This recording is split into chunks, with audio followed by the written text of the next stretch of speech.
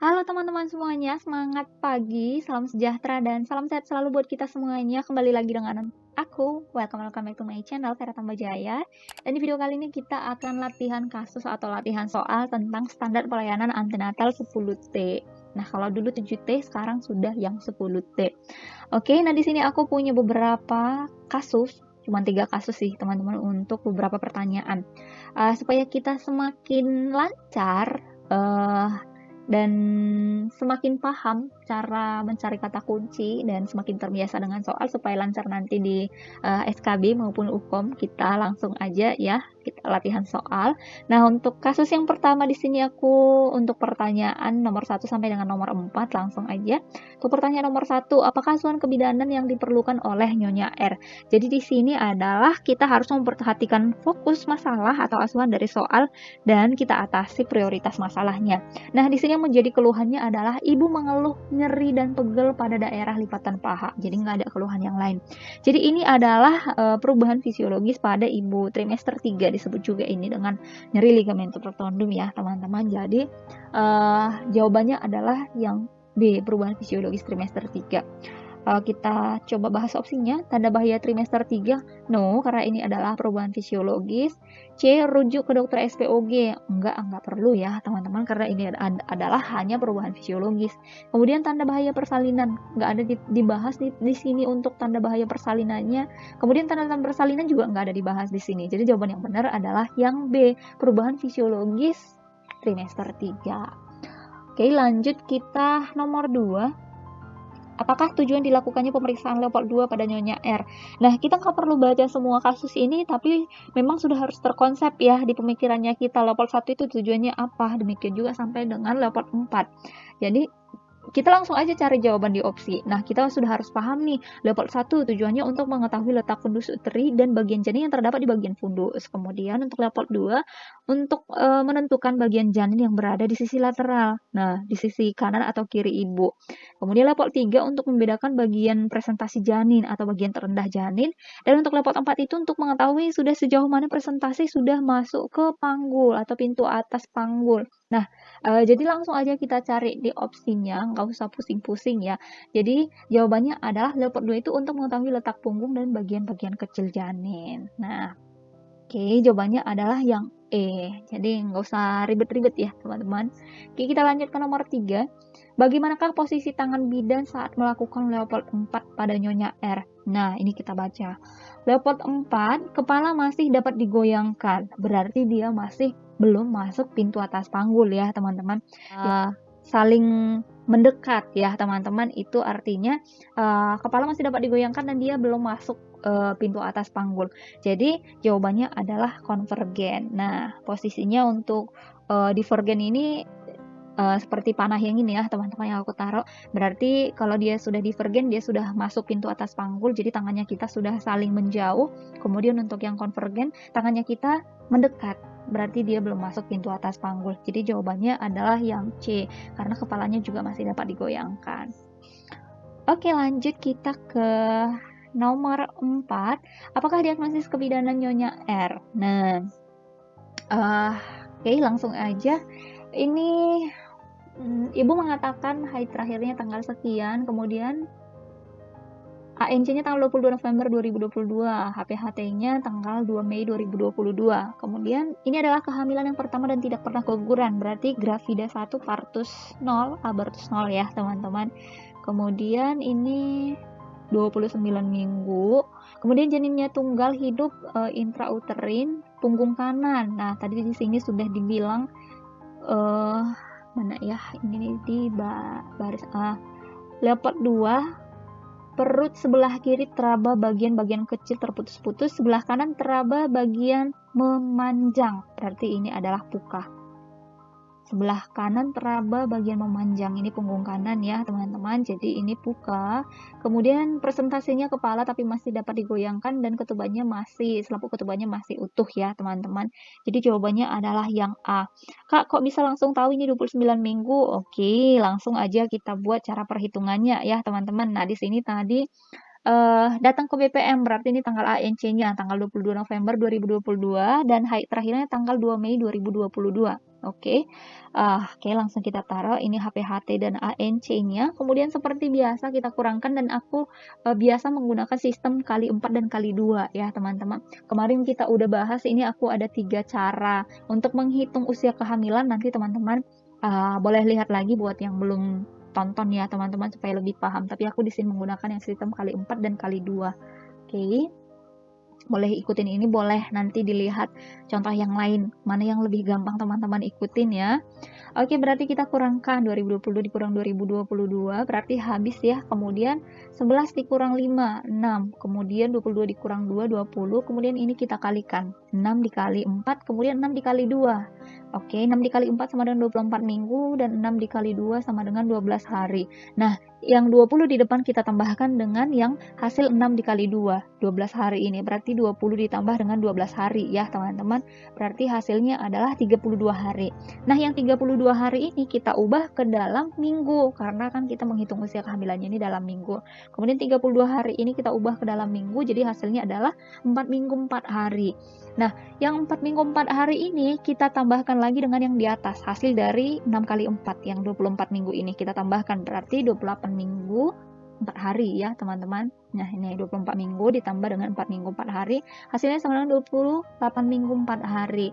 Nah, kalau 28 minggu 4 hari ini kita sudah bisa genapin dia menjadi 29 minggu. Jadi hasilnya adalah yang usia kehamilannya 29 minggu ya teman-teman. Nah, oke, jadi opsi yang benar jawabannya adalah yang A, gravida 1, partus 0, abortus 0, hamil 29 minggu, janin tunggal, hidup intrauterin, punggung kanan, presentasi kepala, ketubannya masih utuh. Oke, jadi jawabannya adalah yang A. Oke, lanjut kita masuk ke kasus yang kedua. Nah, yang kasus kedua ini untuk menjawab pertanyaan nomor 5 sampai dengan nomor 9. Oke, langsung aja kita ke pertanyaan nomor 1. Apakah asuhan kebidanan yang tepat untuk Nyonya C? Oke, kita lihat opsinya. Oke, jadi di sini yang menjadi masalah adalah kita langsung aja kita lihat, kita harus bermain mata dengan cepat di sini ya teman-teman. Nah, di sini tekanan darahnya normal, HR-nya juga normal, RR-nya. Kemudian menjadi masalah adalah berat badannya 43 kg, kemudian berat badan sebelum hamil itu 41 kg, sementara tinggi ibunya juga 160 cm, kemudian lilanya juga 21 cm. Nah, kita sudah pernah kemarin bahas ya teman kan, kalau untuk lila itu kurang dari 23,5 cm itu bisa dikatakan ibunya itu mengalami kekurangan energi ya teman-teman, kekurangan gizi, kekurangan energi kronik yang berlangsung sudah beberapa bulan atau beberapa tahun gitu ya teman-teman. Nah, jadi asuhan yang paling tepat di sini adalah kita bahas memberikan obat penambah nafsu makan. Kurang tepat ya teman-teman. Kemudian merujuk ke rumah sakit, enggak juga. Kemudian memberikan makanan tambahan ibu hamil. Nah, ini dia ya teman-teman, ini yang harus kita lakukan, ini asuhan yang paling tepat. Kita baca yang D, melakukan pemeriksaan HIV. Enggak ada dibahas di sini ya. Kemudian menganjurkan ibu makan makanan bergizi. Nah, ini memang sudah harus kita lakukan KIE ya. Yang E ini memang sudah harus kita lakukan KIE. Jadi jawaban yang paling tepat adalah memberikan makanan tambahan ibu hamil. Jadi ini memang sudah ada programnya ya teman-teman. Oke, lanjut kita ke nomor 6. Kapan Anda akan memberikan imunisasi TT ulang pada Nyonya C? Nah, di sini dibilang, ibu pernah mendapatkan imunisasi TT saat catin. Status imunisasi sebelumnya lupa. Nah, kita sudah bahas kemarin di materinya, jika status imunisasi TT si ibu tidak diketahui atau si ibu lupa, berarti kita menganggap si ibunya itu belum pernah mendapatkan imunisasi TT. Jadi kita lakukan imunisasi sejak awal, sejak kontak pertama, dan itu kita hitung sebagai imunisasi TT yang pertama. Nah, karena si ibunya tadi dibilang memang sudah mendapatkan imunisasi TT saat catin, tapi kita nggak tahu kan catinnya itu sudah beberapa lama sebelumnya ya teman-teman. Untuk mendapatkan imunisasi kedua setelah imunisasi pertama itu kan jaraknya itu 1 bulan. Nah, ini kita nggak tahu. Sementara dia hamilnya ini sudah 3 bulan Nah, kita nggak tahu nih status imunisasinya. Ibunya juga memang benar-benar lupa. Jadi, kita memberikan imunisasi TT saat ini juga. Nah, saat kontak pertama ya teman-teman. Jadi jawaban yang benar adalah yang B. Nggak usah cari-cari yang lain. Kemarin kita udah bahas materinya juga ya teman-teman. Semoga masih nyimak dan paham ya. Oke, lanjut kita ke nomor 7. Apakah status imunisasi TT yang Anda berikan saat ini pada Nyonya T? Nah, status imunisasinya adalah imunisasi TT1. Karena kan kita sebelumnya nggak tahu status imunisasi TT ibunya. Jadi saat ini masih imunisasi TT1. Nah, selanjutnya kita anjurkan si ibunya untuk kembali 1 bulan kemudian untuk melakukan imunisasi TT yang kedua. Kemudian kita anjurkan lagi untuk jadwal imunisasi TT ketiga dan selanjutnya sampai ibunya mendapatkan imunisasi TT yang kelima. Nah, jangan lupa dikasih tahu jadwal kunjungan ulangnya ya teman-teman. Oke, selanjutnya kita ke nomor 8. Apakah pemeriksaan laboratorium yang diperlukan Nyonya C? Oke, jadi PP test. Nah, ibunya sudah hamil 3 bulan, jadi nggak perlu protein urin. Tensinya juga normal ya teman-teman, reduksi urin, glukosa. Yang paling tepat adalah hemoglobin, karena si ibunya juga alilannya sudah segini. Kita perlu mengetahui hemoglobin si ibunya, apakah si ibunya ini menderita anemia atau enggak ya teman-teman. Jadi jawaban yang tepat untuk kasus ini adalah yang E, pemeriksaan lab hemoglobin. Oke, yang ke-9, apakah diagnosa yang dapat ditegakkan sesuai kasus Nyonya C? Oke, kita lihat opsinya. Ibu mengatakan merasa sedang hamil untuk pertama kalinya 3 bulan. Berarti 3 bulan ini kita ubah ke dalam minggu. 3 kali 4, 12 minggu ya teman-teman. Kemudian tidak, ini kan sudah dibilang hamil pertama kalinya, sudah 3 bulan. Berarti gravida 1. Tidak pernah keguguran. Berarti gravida 1, partus 0, abortus 0, gravida 12 minggu. Nah, ibunya ini kan yang mencurigakan di sini ya teman-teman, lilanya itu cuma 21 cm, sementara yang ininya kan 23,5, jadi dia di sini kekurangan energi kronik ya teman-teman. Jadi jawabannya yang tepat adalah yang A. G1 P0 A0 gravida 12 minggu dengan cake. Oke, jawaban yang tepat adalah yang A. Lanjut kita ke kasus yang ketiga. Nah, ini untuk nomor 10 sampai dengan nomor 13 kita baca. Nomor 10, berapakah dosis tablet FE yang bidan berikan? Nah, dosis tablet FE itu 60 mg ya, teman-teman. Jawabannya yang B. Next, berapakah jumlah tablet FE yang seharusnya diterima oleh Nyonya A? Nah, selama kehamilan itu kita perlu memberi si ibu tablet FE dari atau sama dengan 90 tablet. Oke.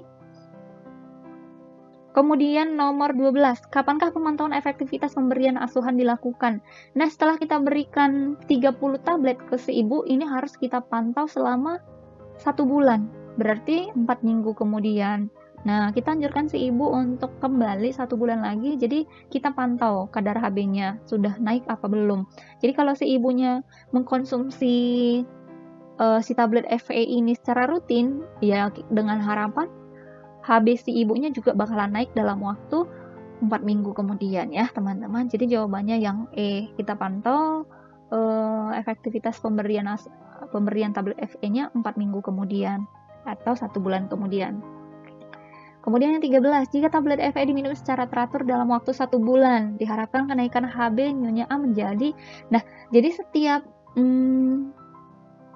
mengkonsumsi 30 tablet FE secara teratur dalam waktu 1 bulan, kita harapkan kenaikannya itu adalah sebanyak 1 gram per sen. Nah, jadi di sini HB-nya kan 9 gram per sen. Jadi ketika si ibunya sudah mengkonsumsi dalam waktu 1 bulan secara teratur, kita mengharapkan HB ibunya itu naik menjadi 10 gram per sen ya teman-teman. Jadi jawabannya ya adalah yang B. Nah, anjurkan si ibu untuk mengkonsumsi tablet FE-nya secara teratur. Jadi ketika dia sudah teratur mengkonsumsinya, harapan kita setelah dikonsumsi 30 hari dan tablet FE-nya itu sudah habis, selama 30 hari kita harapkan 1 gram per sen naik. Jadi habis sebelumnya adalah 9%, jadi ketika dia sudah mengkonsumsi selama 1 bulan rutin, kita mengharapkan naik menjadi 10 gram per sen. Jawabannya adalah yang B. Oke, segitu dulu ya teman-teman. Semoga sudah semakin paham. Kemarin kita sudah bahas materinya, kemudian sekarang kita bahas kasusnya. Contoh kasus, semoga semuanya sudah semakin paham. Kalau mungkin masih ada pertanyaan, boleh tinggalkan pertanyaannya di kolom komentar ya teman-teman. Nanti aku balas dan kita bahas. Dan segitu dulu. Semoga bermanfaat buat kita semuanya. Terima kasih sudah mampir di channel aku. Kalau suka boleh di like, boleh di share ke sosial media yang teman-teman punya. Dan kalau ingin membantu channel aku semakin berkembang ke depannya, silahkan ditekan tombol subscribe-nya dan bunyikan juga loncengnya. Tetap semangat, salam sejahtera. Tetap semangat yang mau UKOM, yang sedang persiapan untuk UKOM bulan Maret ya teman-teman. Kemudian yang mau persiapan untuk SKB juga dari sekarang. Tetap semangat, semoga bermanfaat buat kita semuanya. See you on my next video, bye bye.